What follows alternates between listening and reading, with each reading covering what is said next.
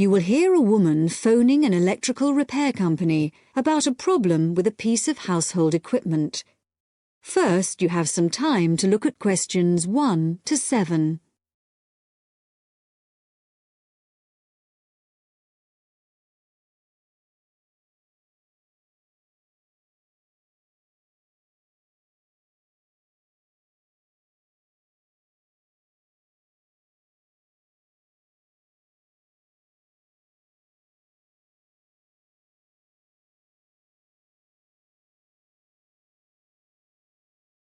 Now we shall begin. You should answer the questions as you listen, because you will not hear the recording a second time. Listen carefully and answer questions 1 to 7. Hello, Sinclair Electrical Services, Kevin speaking. Oh, good morning. I believe you do television repairs. That's right, we do. Well, my television's not working, but I don't have a car. Can you come round to see it? That shouldn't be a problem. Good. Can I just take a few details then? Certainly. So, if I could start with your name? Yes, it's Mrs. Douglas. Douglas? It's double S at the end, actually. OK, and the address? 135 Park Hill Avenue. In Somerton? That's right. And would you like my phone number? Yes, please. It's 765-482. 428? No, 82. OK, right. So, what's the problem with the television? Low volume. Even when you turn it up to maximum, it doesn't seem to make much difference. I mean, it's quite an old TV, but it's always worked perfectly well up to now. And the picture's OK. I did wonder. We had a power cut a couple of days ago, and it's not been right since then. I don't know if that could have affected it. It certainly might have something to do with it. Anyway, I'll come over and have a look. Can you tell me the make and model number by any chance? The number will be on the back of the TV. Yes, it's Schneider. That's SCHNEIDER. And the model number's, let me see. Yes, it's SVV5002. Right. Is that a fairly recent model? Not really. I got it 7 years ago. I remember the date because it was the year after I moved into this house, and that was 8 years ago. I hope you can fix it. I really don't want to buy another one.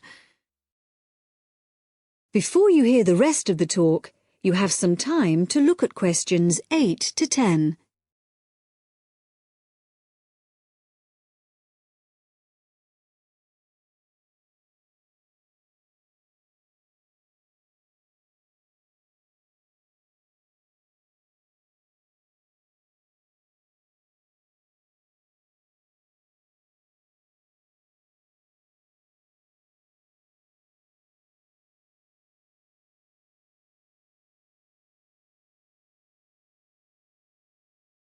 Now listen and answer questions 8 to 10.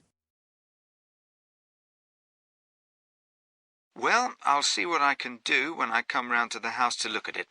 I think I know your road. Is it the one that's off the high street? That's right.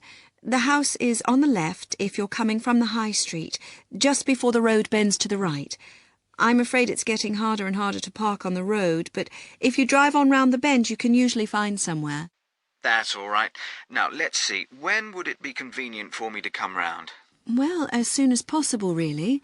Well, what's today? Friday. I'm booked up today, and then we've got the weekend, so I'm afraid it looks like Monday morning's the earliest. You can't come tomorrow? Well, Saturday morning I'm in the showroom, and I don't work Saturday afternoon and Sunday. OK. I'll make sure I'm in. Oh, and one last thing. I wonder if you'd mind telling me how you heard about us. We've just opened a new web page, and we're interested to see how effective it is. No, I actually heard about you from the woman next door. She couldn't remember your number, but I looked it up in the phone book. Oh, right. It's always the best advertising, word of mouth. Right, OK. Thank you, Mrs. Douglas. Thank you. Goodbye. That is the end of part 1. You now have half a minute to check your answers.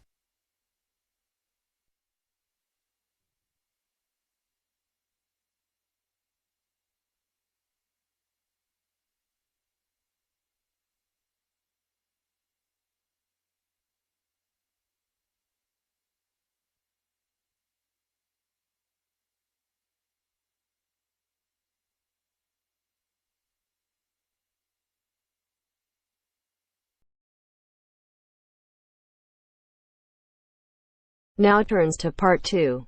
Part 2. You will hear a tour guide speaking to a group of tourists who are visiting a part of New Zealand called Rotorua. You will hear part of a radio programme about online exchange business. First, you have some time to look at questions 11 to 14.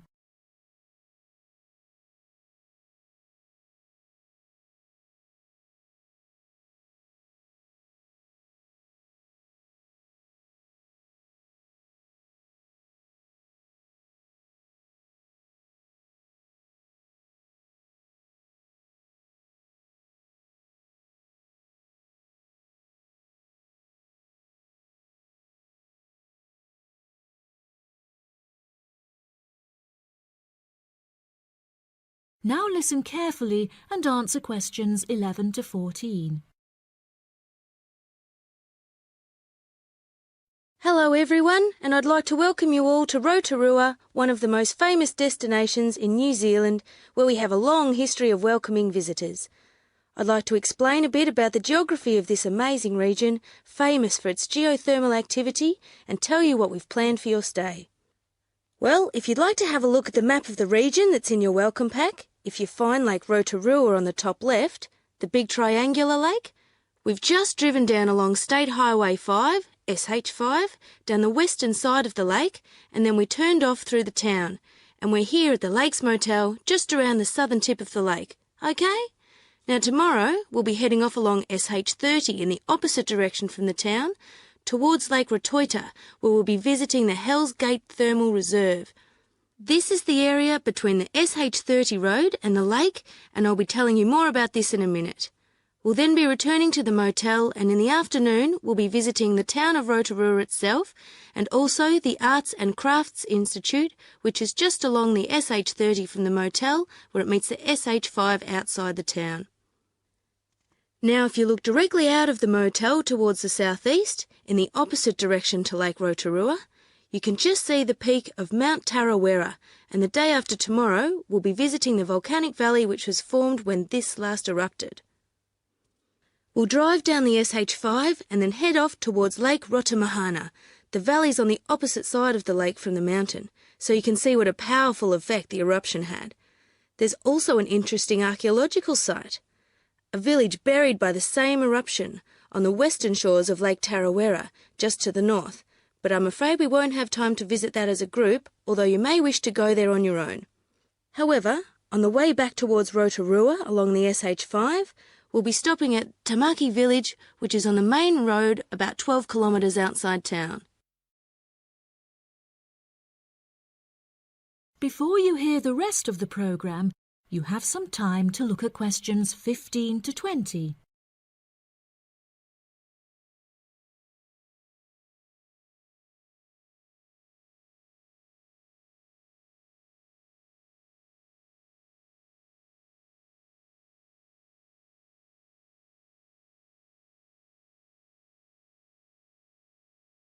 Now listen and answer questions 15 to 20. So now let me tell you a bit more about these attractions. Just driving past the lake and through the town, I'm sure you've realised this is somewhere quite different from anywhere else in the world. So tomorrow, we'll start by visiting Hells Gate Thermal Reserve. This is the most active area of the region volcanically, and you'll see New Zealand's largest boiling whirlpool, where the water is actually 100 degrees centigrade, together with the largest hot waterfall in the southern hemisphere, where it's a more comfortable 40 degrees centigrade. Just right for a hot shower. Entry is just $12 for adults and $6 for children. We'll come back to the motel for lunch, after which we'll visit the Arts and Crafts Institute, where you can learn about Maori people who lived here before the Europeans came. There's a display of Maori carving, showing this traditional skill at its most impressive, and exhibitions where you can learn about the use of geothermal waters for cooking food and for medicinal purposes. Entry is free and you'll find plenty to do there for the whole afternoon. The following day we'll be visiting another highlight of the region, the Volcanic Valley. This is a very new part of New Zealand. The valley was formed less than 150 years ago in 1886 when Mount Tarawera erupted violently, completely destroying the beautiful pink and white terraces that used to attract tourists to the region. After lunch, you can take a boat trip to see the volcanic activity at the edge of the lake. That's $25 for adults and $5 for children. We'll then be spending the afternoon learning more about traditional Maori life and pre-European New Zealand at Tamaki Village. As you walk around this recreated village, your Maori guide will tell you more about this traditional culture, and as the sun sets, you can enjoy a traditionally cooked feast known as the hangi, that's Hangi, consisting of meat and vegetables cooked over hot stones, which are placed in a hole in the ground and covered with earth. And there's no extra charge for this, it's all included in the basic cost of your holiday. Now, does anyone have any questions? That is the end of part 2. You now have half a minute to check your answers.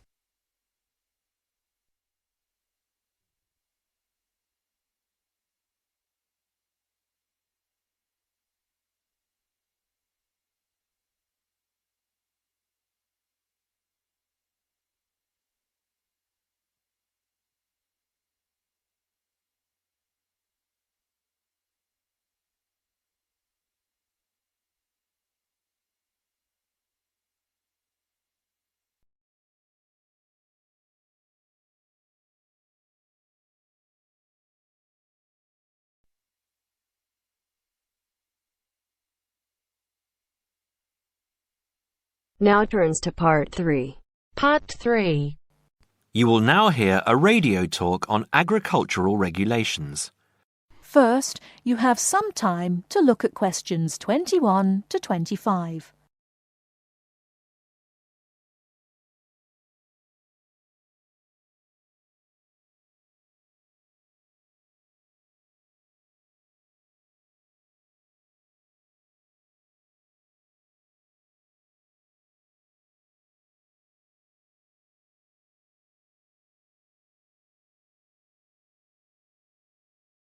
Now listen carefully and answer questions 21 to 25.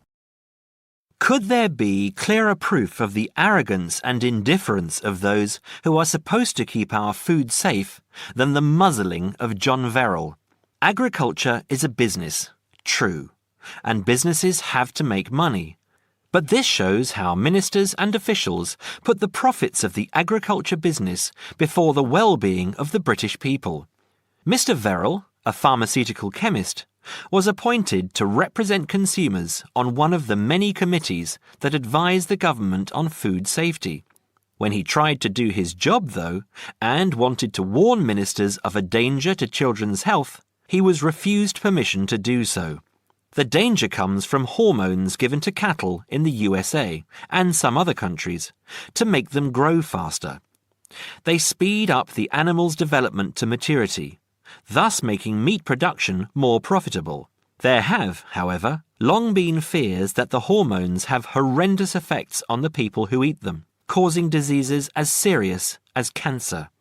Once these hormones were used on British cattle too, but over 20 years ago they were banned in Europe for being too dangerous. Indeed, so concerned is the European Union that it banned imports of hormone-fed beef years ago, much to the fury of the US government, which wants to sell it all over the world. Several years ago, the USA and Canada asked the World Trade Organization to declare the ban illegal and to punish Europe for failing to lift it. The WTO, with its long record of refusing to let environmental or safety concerns interfere with trade, agreed, imposing fines of more than $120 million a year on the EU for its refusal to back down. The British government now backs the Americans, claiming that there is no proof that hormone-fed beef does any harm. This is where Mr. Verrill comes in. He is very angry with the government, especially as their claim comes out just after a Danish study shows that growth hormones are 200 times more dangerous than was previously thought. Worried by these findings, Mr. Verrill spoke to government representatives, who did nothing. Before you hear the rest of the talk, you have some time to look at questions 26 to 30.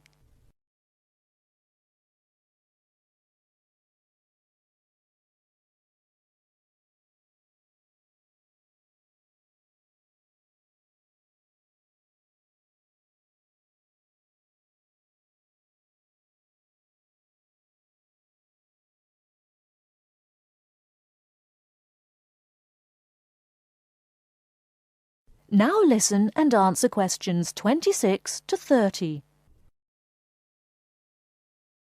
Not only that, but they have not been testing beef which is imported, which, by law, they are required to do.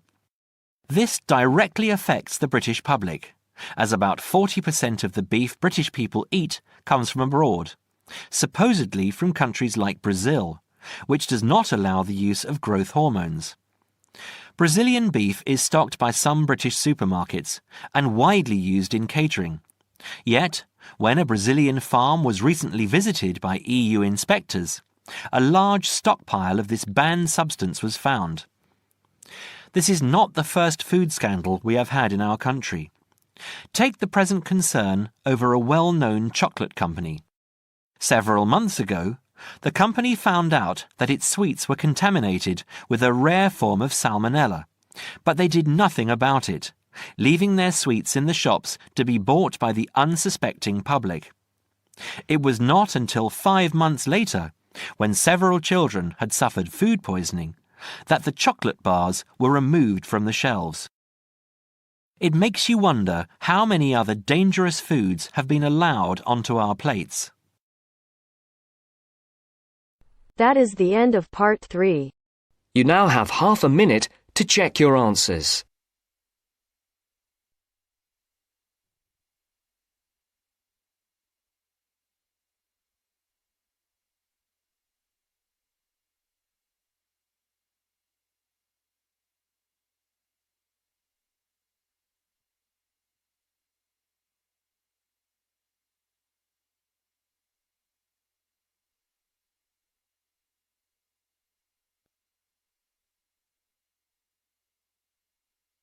Now turns to part 4. Part 4. Listen to the conversation between Andrew and Samantha. Complete the summary by writing one suitable word in the numbered spaces. First, you have some time to look at questions 31 to 40.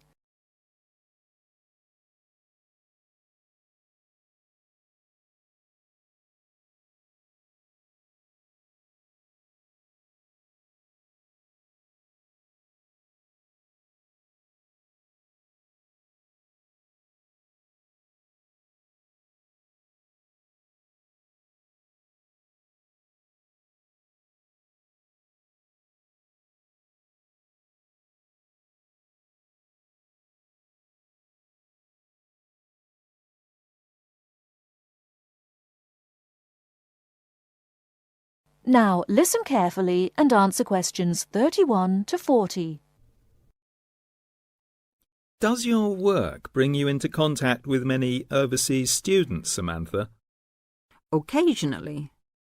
As you know, a solicitor's work is to advise people about their rights when they have any problems understanding how the law operates. They may need help because of injury to themselves or their property, if they've been attacked or robbed, for example. But these are not by any means the main problems I deal with. Really? We know more about crime, I suppose, because we read about it in the newspaper or see it on TV.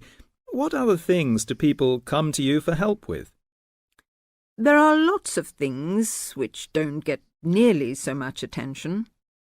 Sometimes it's to do with relationships in the community, as when bills aren't paid, or contracted work isn't completed, or neighbours disagree. At other times, it's to do with people not understanding the law and their responsibilities, and this is probably where overseas students have the most difficulty. One interesting example is customs laws, something which every new arrival has to come up against. What is it that overseas students find most difficult to understand about Australian customs regulations? I think it's a shock to many people arriving here for the first time to find out how many things are prohibited. Everyday food items, for example. I mean, when I've been travelling overseas, I've been quite amazed at the lack of concern in some countries about food being brought in from other parts of the world without any check. You mean people arriving into other countries don't have to declare any foodstuffs at all? In some countries, there are lots of warnings about drugs and firearms, and there are usually limits on alcohol and tobacco, and perhaps perfume. But food's not mentioned. Yes, I suppose I never thought about it till I came here. You can take anything you like into England as far as food is concerned. You see, here, you can't even drive from one state to another with a few apples and oranges for the journey. There are signs to remind you not to bring any fruit into some states, though they don't usually search your bags unless there's a fruit fly epidemic or something. With those kinds of regulations between states, it's no wonder that they're so strict about what you can bring in from overseas. Of course, farmers would be wiped out if some pests were introduced which destroyed their whole crop. It's easy to understand why you should take steps to prevent that. And with food being such an important part of many cultures, it can be difficult for some people to realize they're not allowed to bring in delicacies from home for friends and relatives here. I'm defending someone at the moment who has exactly that problem. Oh, what happened? It's an interesting case. Have you got time for a cup of coffee? I'll tell you about it if you like. That'd be great. That is the end of part 4. You now have half a minute to check your answers.